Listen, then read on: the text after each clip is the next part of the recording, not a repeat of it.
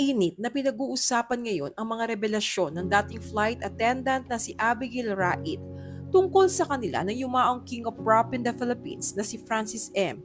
na bumulabog sa mundo ng showbiz at social media ngayong araw, October 17. At ito nga ay ang pagkakaroon nito ng secret affair at ibang pamilya. Totoo nga ang kasabihan na time is the ultimate truth teller dahil walang sikreto ang hindi nabubunyag pagdating ng panahon. At isang patunay rito ang pagkakalantad sa pinakatago-tagong lihim ng tinaguriang King of Prop na si Francis M. Halos 15 years mula nang siya ay pumanaw.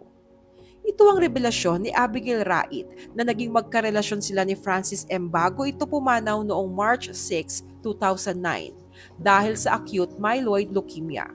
Sa kauna-unahang pagkakataon, lumantad si Abigail sa publiko sa pamamagitan ng Pinoy Pawn Star Vlog ng vlogger at negosyanteng si Boss Toyo. Ini-upload ngayong araw ni Boss Toyo ang pagpunta ni Abigail sa kanyang shop kasama ang umano'y anak nito kay Francis M. na si Gail Francesca. Binibenta sa kanya ni Abigail ang ilang memorabilia ni Francis M. tulad ng jersey at ilang bagay na may pirma nito. Sa vlog, matapang na ibinunyag ni Abigail ang isang untold story umano tungkol sa naging ugnayan nila ni Francis M. noon. Kwento ni Abigail, nagkaroon sila ng relasyon ng King of Prop. Nag-umpisa raw ito nang makita siya ni Francis M. sa studio ng Itbulaga, kung saan isa ito sa mga regular host. Mula raw nang makita siya ni Francis M., gumawa raw ito ng paraan para makuha ang kanyang numero. Ayon pa kay Abigail, pagkatapos ng show o TV hosting ni Francis M. sa Itbulaga, ay umuwi raw ito sa kanya sa Cavite. Masasabing the rest is history matapos mauwi sa relasyon ang lahat sa pagitan nila ni Francis M. Ibinahagi naman ni Abigail na nagbunga ang pagmamahala nila ni Francis at ito ay ang dalagang-dalaga ng anak nila na si Gail Francesca. Ipinanganak umano niya si Francesca noong 2007, 2 taon bago pumanaw si Francis M. Kaya naman nakita pa raw ni Francis ang kanilang anak. Sa katunayan, si Francis M. pa raw ang nakaisip ng pangalan ng kanilang anak na mula sa pangalan nilang dalawa. Gail nakuha mula sa Abigail, Francesca na mula naman sa Francis.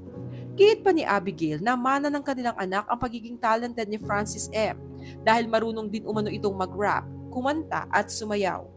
Nang matanong kung bakit ngayon lamang siya lumantad, matapang na sinabi ni Abigail na 15 years siyang nanahimik pero ayaw umano niyang ipagkait sa kanilang anak ang karapatan nito bilang anak ni Francis Magalona.